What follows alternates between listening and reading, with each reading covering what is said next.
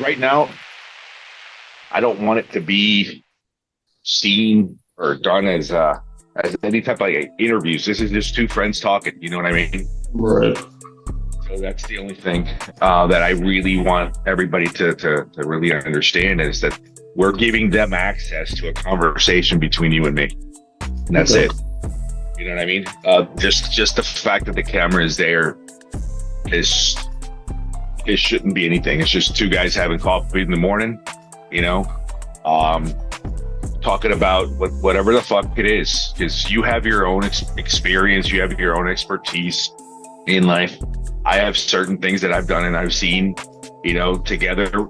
Um, I really feel that we can honestly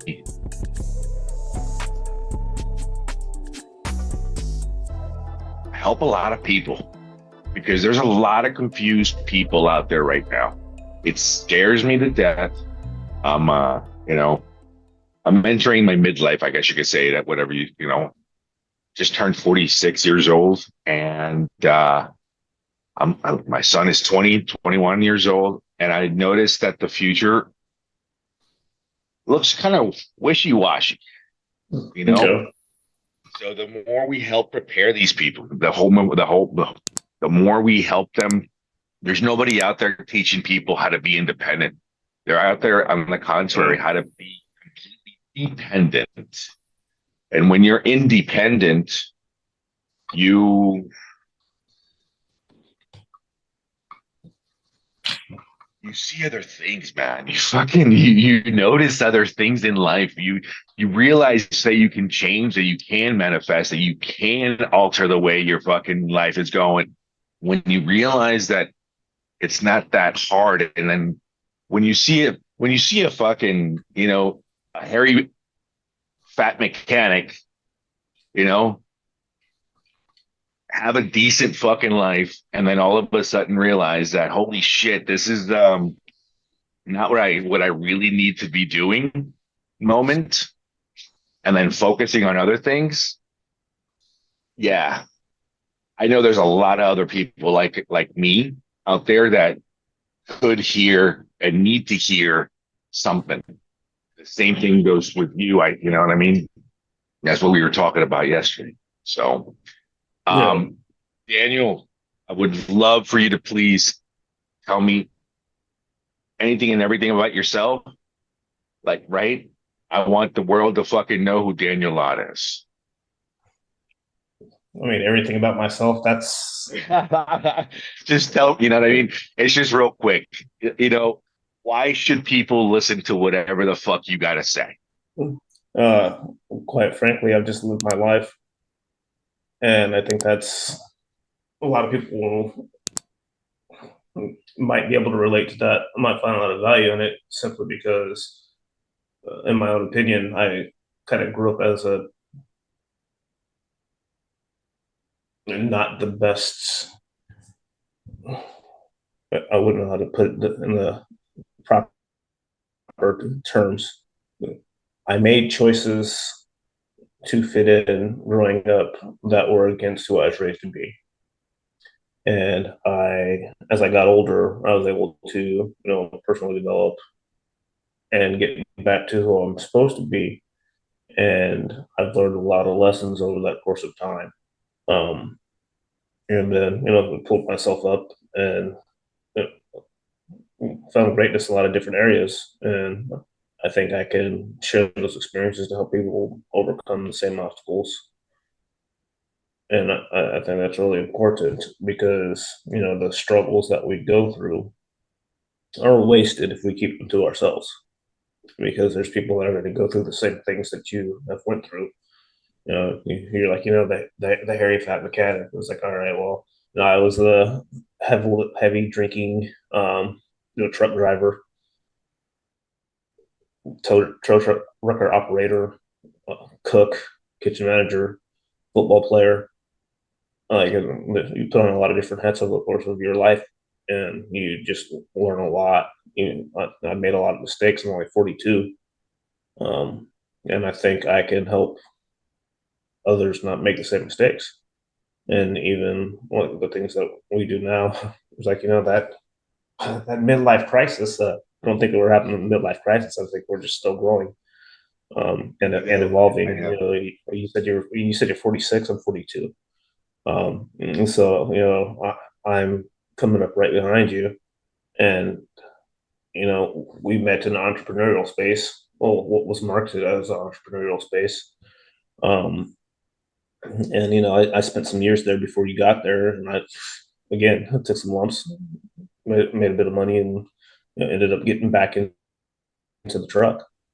And it's funny because when I went back to the truck, I was getting paid more doing that job as an employee, which made a lot of sense to me. But what the crazy thing is the person that I've developed over all the years is the reason why I'm making what I'm making doing that job. And then I'm just getting promoted, and they're hiring somebody else to do that job so they can put me in management. And just like looking at those different things, and then learning how to navigate the online space and all this other stuff, and open stores, and just keep on moving. So, what I mean in a nutshell, I mean it's a very hard thing to explain. I'm a husband, Christian, big brother to the organization. Just a lot of different hats that I put on. I still feel like I'm an athlete, Spartan, boxer, weightlifter. Like, so there's just a lot of different things. Um, I really wouldn't know how to define it, except for the person that's in relentless pursuit of excellence and greatness and being a gift to society, I guess, and an asset. You Would be how I you said define some myself. amazing. Okay.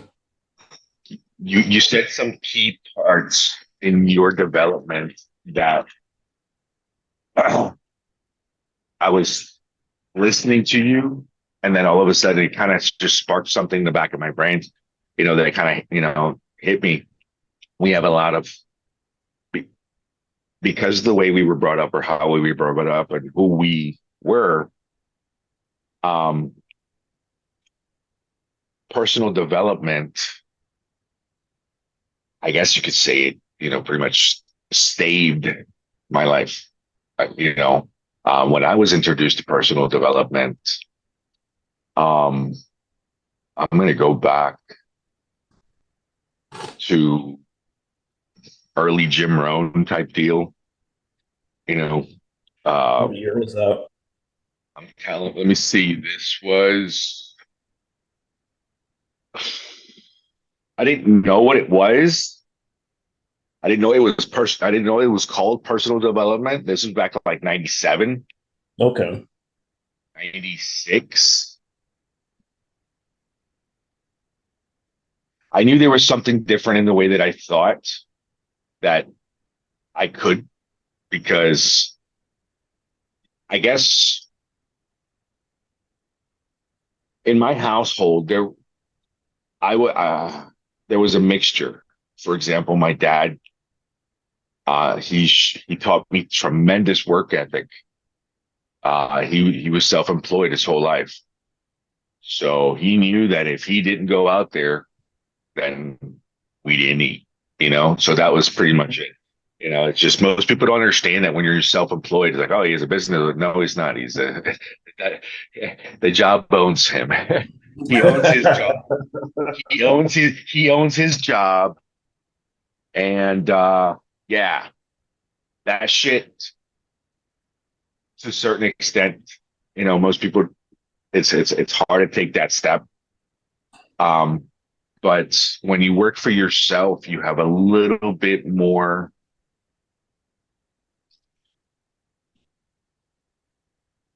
I think that somebody that works for themselves has a little bit more cojones than the average Joe, because you don't know if you're going to get that next check. You know what I mean? You assume, you know what I mean? But when you're actively out there trying to pursue it, yeah, I don't know. Um, I get in it. that personal, I know, in that personal development space, um, most people just think also it's just sales or how to speak, or they don't understand that there's a full circle, and it, it's not just business. It's also about life. It's also learning about your everydays. It's all the hats that we wear. We wear different hats. You said it yourself, right? Driver, cook, right? Same thing. I shit. People know you. People know you, but it's not the full you. They know their version of Right. you. And it's you're developing yourself. You're learning how to develop yourself, and it takes a lot of fucking time to really understand it. But you're learning how to develop yourself on every possible skill level, in everything that whatever you represent. So Yeah. example, I am a husband, I am a father, I'm a brother, I am a cousin, I am an uncle, I am an airplane mechanic, I am a friend, an acquaintance, I am that guy I once saw on TikTok. I am, yeah, you see what I'm saying? It's just, whatever it is. And when you learn to be able to control your, when you're able to control your physical self, when you're able to control your mindset, when you're able to control all those things, that's just pretty much the beginning. But that's actually the way you start, you know?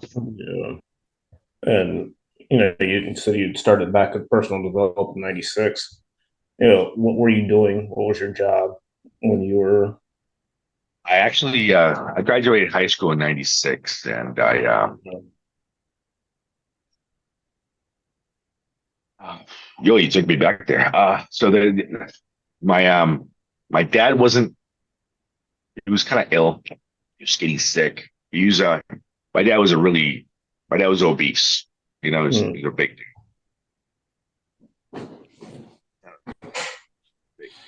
that's hard for me to talk about. But we'll get to that one later. But yeah, he was a big dude. Um, and at one point in his life, he got really sick and he couldn't work. So my mom took over. So that's when she started working full time. Before, she was just a mom. Um,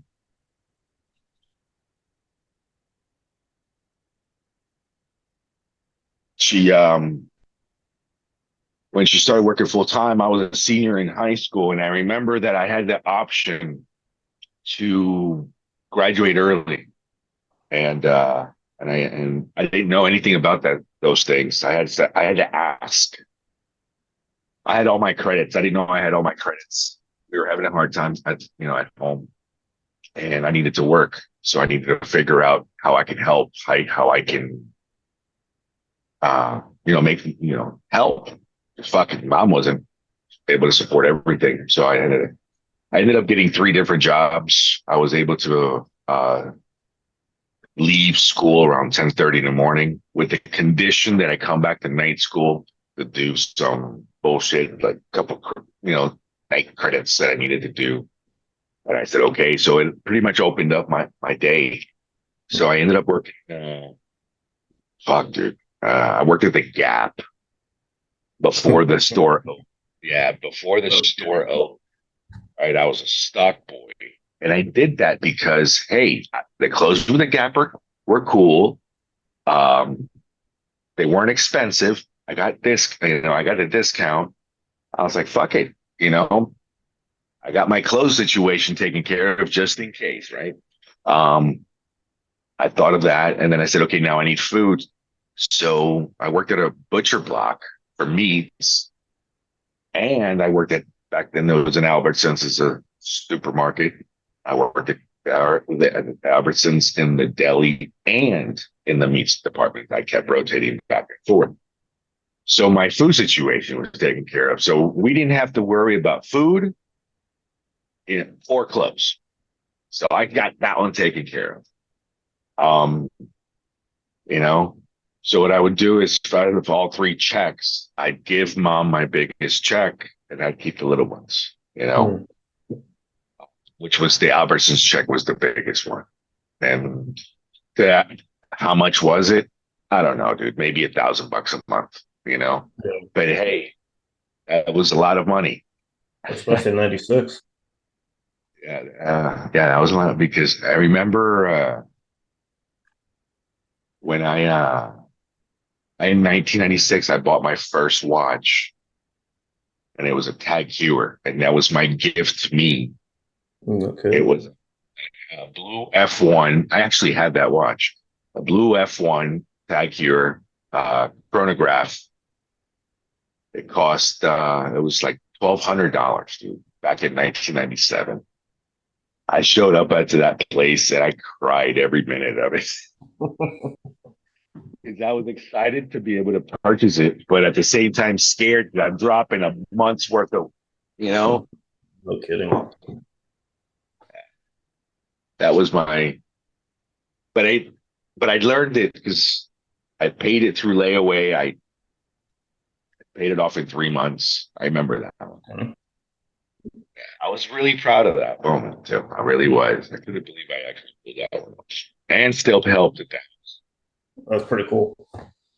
It's really cool. Yeah. Uh, Yeah. so That's what when it turned you on to started. personal development? What turned you That's on to when it personal started. development? Then? I That's crazy. that's when it started. I saw I saw an infomercial, and when it was called Fortunes in Foreclosures. That thing is it was a guy who says that he used to worked in some yacht club or whatever, tennis club, and he was a waiter, and he listened to how the rich were making deals with real estate. So then he ventured into it and started making money, and then he sold his fucking program. Sound familiar, guys? Shit happens all the time right now, doesn't it? So I fell for one of those, and it changed my life. It really did. Did I make money from the guy? No, I didn't. And did he go to jail? I think he did. But but I think, and I still personally, I don't remember the guy's name, but I personally thank him because I remember the very beginning he gave me something really valuable. He taught me how to think and how to dream because part of the very beginning, aside from all the bullshit that he sent, there was one thing in particular that he fucking gave, and it was a journal with questions. And you had to fill out the journal with questions because on his fucking video cassettes, these were VHSs, right? It was a whole fucking complete course on how to, right? So I think it was like fucking 24 cassettes. It's 24 hours worth of fucking school or something like that. I don't know. And I'm over here fucking taking notes in this journal just because you have to fill out the whole journal to get the manual. You see what I'm saying? So they'll send it to you, but you're missing key parts. Mm. Hey, that's not a bad idea, dude, by the way. That's actually pretty fucking cool. I just get the whole journal, and then by watching the class, you're taking notes and you're filling in the rest of the fucking journal. That way, at the end, you have a full fucking manual on how this business works. Okay. So I did that. And then part of that was the how to dream. What are you doing now? Where do you see yourself in 6 months? Where do you want to see yourself in 6 months? Where do you see yourself in 10 years? Most people don't understand the power in that alone and thinking of that, and that's what changed everything for me. because I remember specifically that writing things down and learning and then starting to learn or understand that preparation, um, fuck, by bringing things in, by me materializing it, right? So it's I guess you could call it manifestation. I Mhm. guess you could say that. I guess you could say because once you think it's one thing that thoughts don't come alive. Thoughts are just dreams. It's no big deal. Everybody's got them. Most people don't even know how to achieve them or how to do anything. It just there's like blah blah blah whatever. But there's something powerful about putting it on paper by speaking it. You're actually casting spells. We really are. We're casting into existence something that the universe will, and you have to be careful. Don't even get me started on that one. You got to be careful on that one too, because you have to be specific. Because then, if you're not specific, it'll give you what it thinks you need, not what you want. Look, there's something that I've said, and I've said it so many times when we're getting like the worst set of circumstances. And I think the one that was most clear was when we got stuck in Mexico for, I think we were down there for like 21 days. Wow. And my wife, before we had left, had said, I wish we could spend 3 weeks down here. And then we got quarantined with COVID and stuck down there. And I tested positive, and when I was cleared to fly, she tested positive. And I think it's like 21 days on point. And we were sitting there on the resort, and I was like, we got exactly what you asked for. And she was like, I was like, you got to get more specific next time. This is crazy. And she was like, holy crap. Yeah. But I mean, it happens in so many different ways. If you go back, actually, like a lot of people don't reflect enough.